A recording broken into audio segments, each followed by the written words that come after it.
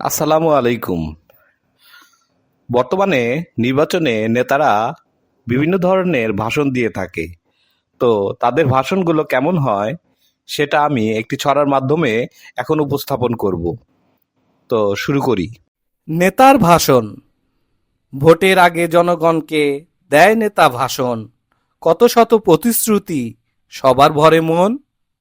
নেতা আমি জনগণের, তোমরা মানো ভাই, আমার মতো ক্ষমতাবান এলাকাতে নাই।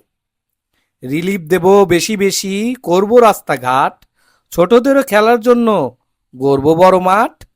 এ এলাকায় গরিব বলে থাকবে না তো কেহ, হাসপাতালে চিকিৎসাতে সুস্থ থাকবে দেহ।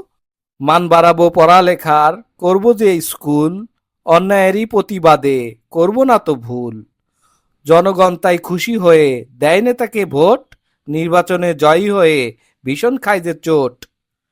কথার সাথে কাজের তারা পায় না কোনো মিল, জনগণের টাকা মেরে করে নেতা চিল। সবাইকে ধন্যবাদ। আসসালামু আলাইকুম।